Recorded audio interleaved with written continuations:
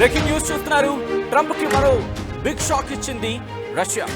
Trump టారిఫ్లకు వ్యతిరేకంగా ఇండియాకు భారీ ఆఫర్ ని ప్రకటించాడు పుతిన్. దానికి సంబంధించిన బిగ్ బ్రేకింగ్ న్యూస్ చూస్తున్నారు. క్రూడ్ ఆయిల్ కొనుగోలుపై భారత్ కు 5% డిస్కౌంట్ ప్రకటించింది రష్యా. త్వరలోనే ఈ డిస్కౌంట్స్ మరింత పెరిగే అవకాశం ఉందంటూ చెప్పుకొచ్చింది. దాంతోపాటు క్రూడ్ ఆయిల్ కొనుగోలు చేస్తున్నందుకు ఇండియాపై 50% టారిఫ్స్ విధించింది అమెరికా, మరి ముఖ్యంగా ట్రంప్. ఆగస్టు 7 నుంచి అమల్లోకి రాబోతోంది 25% టారిఫ్. ఆగస్టు 27 నుంచి అమలులోకి రాబోతున్న నేపథ్యంలో రెండో విడత 25% టారిఫ్ కి సంబంధించి చర్చ జరుగుతుంటోంది. రష్యా నుంచి క్రూడ్ ఆయిల్ కొనుగోలు చేస్తున్న దేశాల్లో చైనాది అగ్రస్థానం కాగా, రష్యా ఎగుమతి చేస్తున్న క్రూడ్ ఆయిల్లో సగం వాటా చైనాది. రిమెంబర్, రష్యా ఎగుమతి చేస్తున్న అంటే రష్యా నుంచి చైనా దిగుమతి చేసుకుంటున్న క్రూడ్ ఆయిల్లో ఇటు చైనాదే అగ్రభాగం అంటే సగం వాటా. ఈ జాబితాలో రెండో స్థానంలో ఉంది ఇండియా. యుక్రెయిన్ రష్యా యుద్ధం ప్రారంభమయ్యాక క్రూడ్ ఆయిల్ దిగుమతులకు సంబంధించి మాట్లాడుకునే క్రమంలో ఇండియా వాటిని పెంచుకుంటూనే ఉంది. చెప్పుకొచ్చిందిగా, ఇక్కడ సీదా అమెరికాకు కొన్ని సవాళ్లను కూడా విసురున్న సందర్భం. ఎందుకంటే ఇటు ఇరాన్ నుంచి ఆపేసుకుంది. ఇన్ఫాక్ట్ ఆపేయమంది భారత్, ఆపేయమంది అమెరికా. దాంతో భారత్ ఆపేసుకుంది. ఆ తర్వాత ఇంకెక్కడి నుంచి తీసుకోవాలి? ఆల్టర్నేటివ్స్ ఉండాలి కదా. భారతదేశానికి సంబంధించి అప్పటికెప్పుడు ఒకటే చెప్తోంది, దేశ ప్రయోజనాలే ప్రాధాన్యం, ఆ తర్వాత మిగతా విషయాలు ఏవైనా అన్ని కూడా. ఈ క్రమంలోనే ఆ కీలకమైన అంశాలకు సంబంధించి చెప్పుకొచ్చిన పరిస్థితి. ఈ నేపథ్యంలో ఇప్పుడు భారత్ అలాగే రష్యా బంధం మరింత బలపడుతోందా? దీనికి సంబంధించే చర్చ జోరందుకుంటోంది. ఎందుకంటే ఇటు రష్యా ఆ రోజు కూడా కీలకమైన డెవలప్మెంట్ చోటు చేసుకుంది. పుతిన్ అలాగే ట్రంప్ భేటీ మాట్లాడుకునే క్రమంలో ఒక ఇంట్రెస్టింగ్ డెవలప్మెంట్ చోటు చేస్తుందని చెప్పుకోవాలి ఆ రోజు. ఎందుకంటే ఆ రోజు కండిషన్ పెట్టాడు పుతిన్ ట్రంప్కు. ఏమని?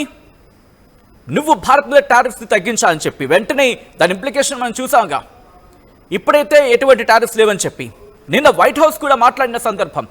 కుదిరితే ఆ బయట కూడా ప్లే చేద్దాం. నిన్న వైట్ హౌస్ మాట్లాడింది ఏమని?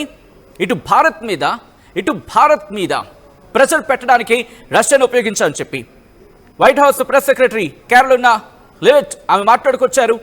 దాంతోపాటు అక్కడ ఆర్థిక మంత్రి స్కాట్ బెసెంట్ ఆయన రియాక్ట్ అయ్యాడు. వీళ్ళందరూ ఏమంటున్నారు? కారు కూతలు కూస్తున్నారు. ఒకప్పుడంట 13% అంట, ఆ తర్వాత 16% చైనా పెంచుకుందంట. కానీ వీళ్ళిద్దరికన్నా అంటే చైనా కన్నా భారతే ఎక్కువగా దిగుమతి చేసుకుంటోంది రష్యా నుంచి. ఇది అక్కడ రష్యాకు దోహదపడుతోంది. అందుకే మేము టారిఫ్స్ వేస్తున్నామంటూ కూడా ఈ నేపథ్యంలో ప్రగల్భాలు పలుకుతున్న సందర్భం. ఇప్పుడు ఇదే అంశానికి సంబంధించి అమెరికా ఏమంటోంది ఒకసారి చూసే ప్రయత్నం చేద్దాం. ఆ తర్వాత ఈ డీటెయిల్గా మాట్లాడుకుందాం. The only reason Putin's in Alaska, he didn't come to see how Alaska was doing after he bought it. He came to Alaska because Trump threatened to put a 50% tariff on India for buying Russian oil and gas. What's the weakness of Russia? Almost all of their income comes from oil and gas sales. If we went after the customers of Russia and said you had to pick between the American economy and buying cheap Russian oil or gas, Could you please control your noise, Mr. US? అంతే కదా, కొంచెం నోరు అదుపులో పెట్టుకుంటావా? పిచ్చి car కూతలు కూయడానికి సందర్భం కాదది. మీ వాడికి అదేదో కావాలంట, ఆ చాక్లెట్ ఏదో కావాలంటే కొనిసి ఇచ్చేయండి సరిపోతుంది. నోబెల్ పీస్ ప్రైజ్ ఏదో అంటున్నాడు కదా, నోబెల్ శాంతి బహుమతి ఇచ్చేయండి కొనేసి. పిచ్చి కారు కూతలు కూస్తే మీకే వాతలు అంటుతాయి ఆఖరికి, గుర్తుపెట్టుకోండి. Remember America, Russia, India, China ఆర్ఐసి కనుక ఫామ్ అయితే ఆ ఫార్మినేషన్ మీరు తట్టుకోలేక, లేకపోతే బ్రిక్స్ ఏదైతే తట్టుకోలేక మీరు కూస్తున్న కారు కూతలు మీకే ఎదురు దెబ్బ తగులుతాయి.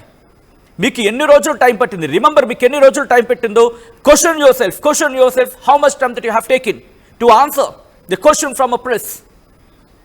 ఇటు భారత మీడియా కావచ్చు, లేకపోతే మీడియా నుంచి ఎదురైన సవాళ్ళకి ఆ రోజు మీ అధ్యక్షుడు సమాధానం చెప్పలేక కారు కూతలకు తప్పించుకున్న సందర్భం.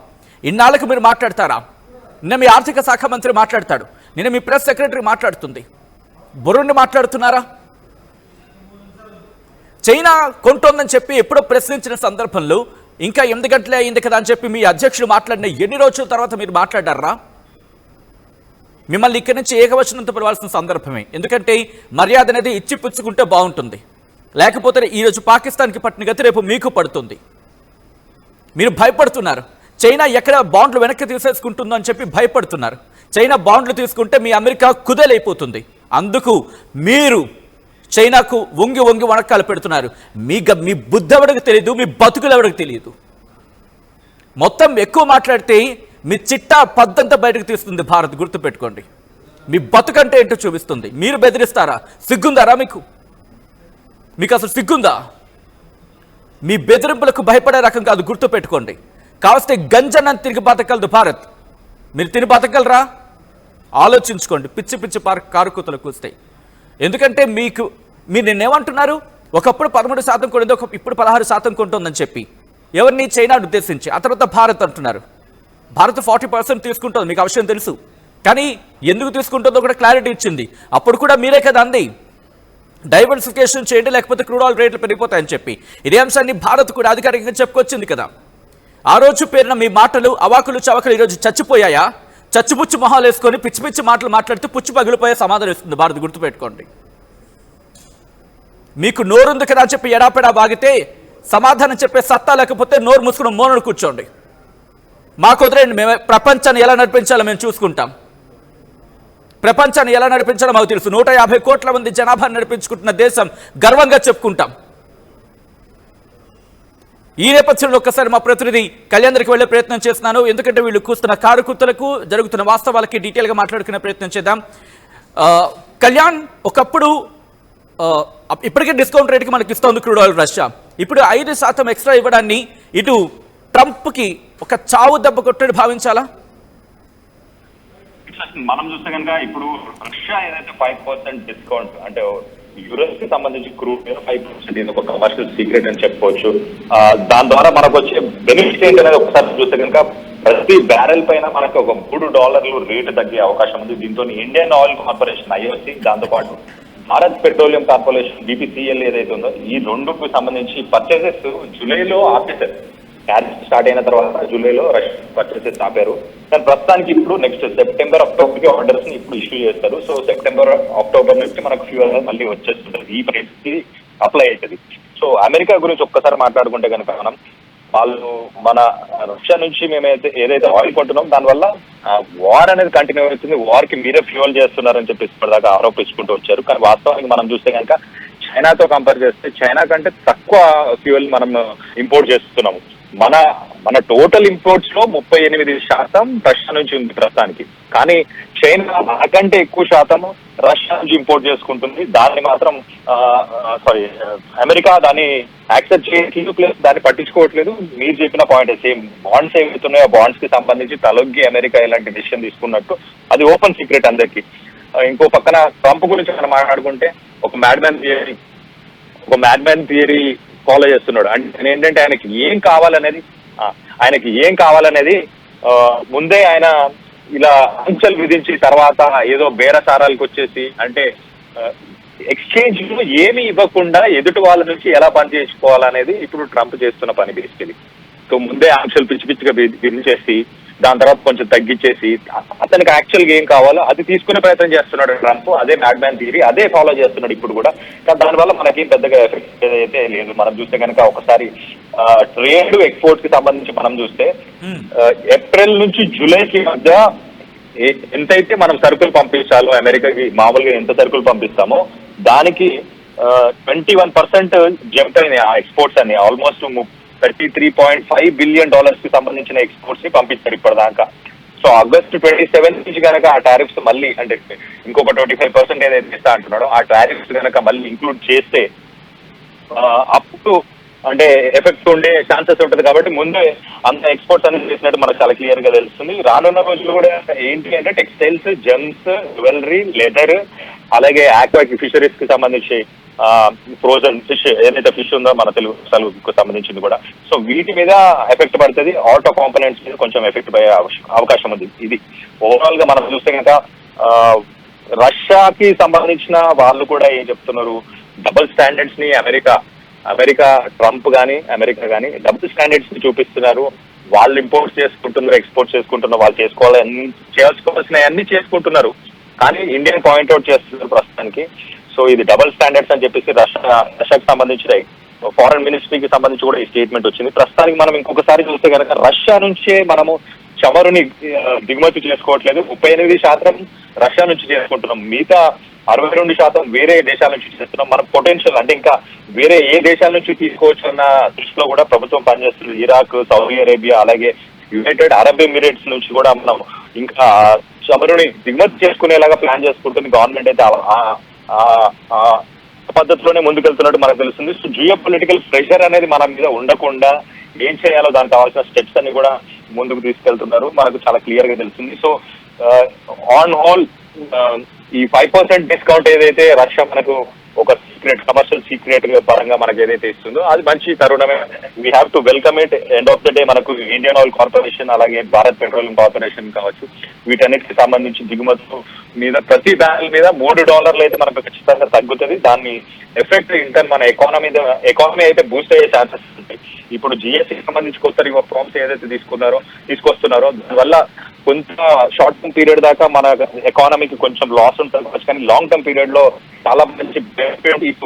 ఒకవేళ ఫ్యూచర్ లో ఎప్పుడైనా ఆయిల్ అండ్ గ్యాస్ ని తీసుకురాలేదు ఇప్పటిదాకా అయితే జిఎస్టీ కిందకి, కానీ దాన్ని కూడా తీసుకొచ్చిస్తే కనుక బెనిఫిట్ అయ్యే అవకాశం ఉంటుంది కామన్ మ్యాన్ కి. మనకు ఇండియాలో ఉన్న ప్రతి సామాన్యుడికి ఇంకా ధరలన్నీ చాలా తక్కువలో, అతి తక్కువలో నిత్యావసరాలు కానీ లేకపోతే లగ్జరీ గూడ్స్ కావచ్చు, ఇంకా ఏ గూడ్స్ అయినా కూడా మనకు అతి తక్కువ ధరలో వచ్చే అవకాశం ఉంటుంది.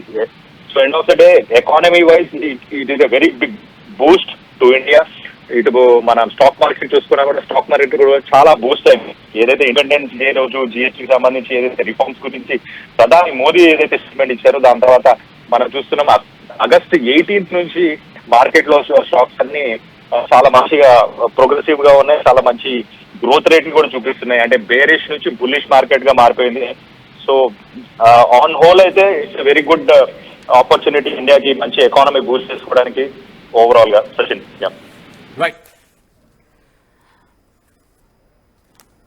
రైట్ కళ్యాణ్, మొత్తంగా అయితే మాత్రం ట్రంప్ కి చుక్కలు చూపించేందుకు ప్రపంచం సిద్ధం కాబోతోంది. మరీ ముఖ్యంగా రష్యా ఆచితూచి వ్యవహరిస్తోంది.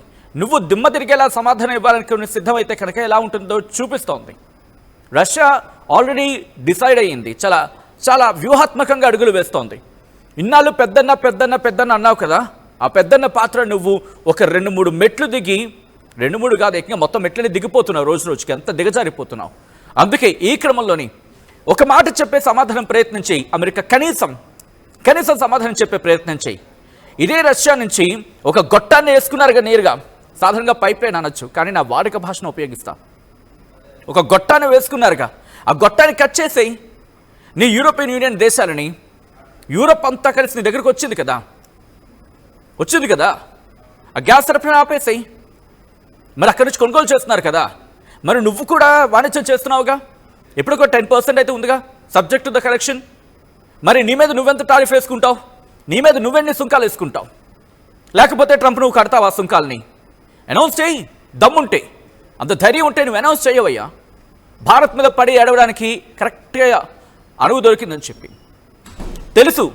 తెలుసు వీడికి, ఈ ట్రంప్కి తెలుసు భారత్ మాట వినదు అని చెప్పి.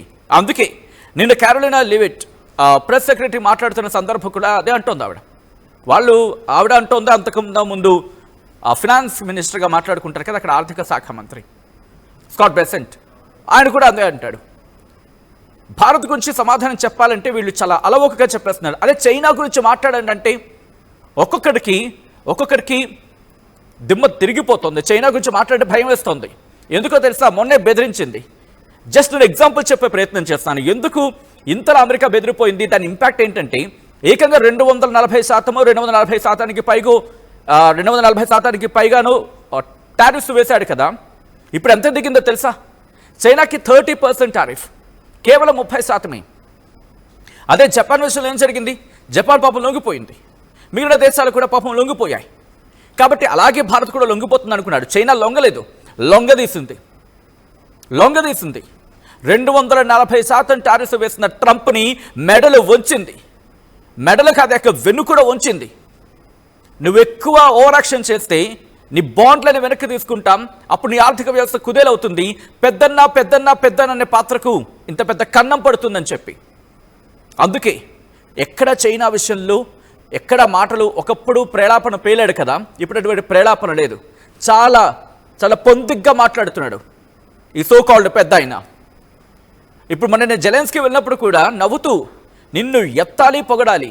ఆగయ్యా, అక్కడ ఆగు, ఎందుకంత నీకు హడావిడి? EU దేశాలు వెళ్ళాయి. ఇప్పుడు రష్యాతో భేటీ జరపాలి పుతిన్తో. ఫిక్స్ చేసేస్తున్నారే వాళ్ళ స్టేట్మెంట్సే. ఇటు ప్రపంచం ఏమనుకుంటుందో అనవసరం వాళ్ళకి. వాళ్ళు ఒకటి మైండ్లో అనుకుంటారు, అక్కడ ఎగ్జిక్యూషన్ అది. అంటే ప్రపంచ దేశాలు ఏమనుకుంటాయి, మిగిలిన దేశాలు ఏవేం అవసరం లేదు వీళ్ళకి. వీళ్ళు ఒకటి ఫిక్స్ అవుతారు. దాని ఏదో అంటారు ప్రాపగెండా. వీళ్ళ propaganda. Stop your non sense propaganda. US నీ పిచ్చి పిచ్చి ప్రాపగెండాని ఆపుకో. నువ్వు అనుకుంటుంది ఏదో నువ్వు అనుకో, నీ మనసులో ఉన్నదేదో నువ్వు అనుకో, దాన్ని విశ్లేషించుకో, అప్పుడు నోరు జారే ప్రయత్నం చేయి. కానీ నువ్వు రాత్రి ఏదో అనుకుంటావు, తెల్లారిసరికల కళలు కంటావు, ఆ కళ నిజం అనుకుంటావు, ఆ నిజం అనుకున్న కళని నోటుకొచ్చినట్టు వాగుతావు. ఈరోజు ఈ సోకాల్డ్ పెద్ద వ్యక్తులందరూ కూడా వాళ్ళు అనుకుంటున్నారు. ఒక్కడికి ఈరోజు సమాధానం అడిగితే స్పాట్లో సమాధానం చెప్పే సత్తా లేని దద్దమ్మలు మీరా మాట్లాడేది ప్రపంచం గురించి. మీ అవసరాలకు ప్రపంచాన్ని వాడుకునే రకాలు మీరా ఈరోజు ప్రపంచాన్ని ఉద్ధరించడానికి భయపడిపోతున్నారు. మీకు నిజంగా దమ్ము ధైర్యం ఉంటే బ్రిక్స్కి భయపడకండి. డాలర్కి ప్రత్యామ్నాయం వస్తుందంటే ప్రపంచాన్ని మేము ఆదుకుంటాం అనే టైప్లో ఉండాలి తప్ప భయపడుతున్నావు కాబట్టి ఆ ఇంపాక్ట్ కనిపిస్తోంది. ఈరోజు ఇంకా సుంకాలు అంటున్నావు. నువ్వు బెదిరిస్తే ఇంకా బంధం బలపడుతుంది. నువ్వు బెదిరించబట్టి ఈరోజు చైనా భారత్ మధ్య ఆ బంధం మరింత బలోపేతమైంది. నేను చైనా విదేశాంగ మంత్రి ఇక్కడికి వచ్చాడుగా, వాంగ్ హీ, చూశారుగా స్టేట్మెంట్స్. మరి ముఖ్యంగా ఇప్పుడు బంధం బలపడుతోంది. ఎంతలా అంటే వాణిజ్యానికి సంబంధించి మాట్లాడుకునే క్రమంలో 12 అంశాలకు సంబంధించి ఉమ్మడిగా ముందుకు వెళ్ళాలని చెప్పి నిర్ణయించిన సందర్భం. 1 కాదు 2 కాదు, రిమెంబర్ 1 కాదు 2 కాదు, ఏకంగా 12 అంశాల మీద ఉమ్మడిగా ముందుకు వెళ్లేందుకు సిద్ధమవుతోంది భారత్ చైనా. అంటే ఇటు రష్యా కూడా ఇప్పుడు అడుగు వేసింది. ఇప్పుడు ట్రంప్కి తిక్కరేగుతోంది, ఏం చేయాలో అర్థం కాక. ఈ క్రమంలోని పుతిన్ ట్రంప్కు సరైన సమాధానం చెప్తున్నాడు. ప్రతి అడుగు కూడా ఆచితూచి వ్యవహరించడం కాదు, కొత్త కుంభస్థలాన్ని కొట్టాలి. ఇప్పుడు ఏషియా మీద టార్గెట్ చేద్దాం అనుకుంటున్న అమెరికాకు ఆచితూచి వ్యవహరించుకోవాల్సిన సందర్భం. గుర్తుపెట్టుకో అమెరికా, నువ్వేమంటావు? నేను నీ ఈక్వేషన్ నీకు చెప్పే ప్రయత్నం చేసి నేను కంక్లూషన్కి వచ్చే ప్రయత్నం చేస్తున్నా. నువ్వేమంటావు? నీకు యూరోప్ కావాలి, ఆ యూరోప్లో ఉన్న జెలెన్స్కీకి సంబంధించి ఆ యుక్రెయిన్ కావాలి, రష్యా కూడా కావాలంటావు. So why not you think about India? Bharat గురించి ఎందుకు ఆలోచించవు? నువ్వు సోకాల్డ్ పిచ్చి పాకిస్తాన్ పట్టుకుని భారత్ను వదిలేసుకుంటావా? రష్యాను బెదిరించంటే భారత్ని వాడుకుంటావా? అసలు ఏ దేశం నీకు బంధంలో ఉందో, ఏ దేశంతో నీకు స్నేహం ఉందో మర్చిపోయిన equations. Do deserve to be the so called పెద్దన్న? అంతే కదా. అసలు ఆ పాత్రకు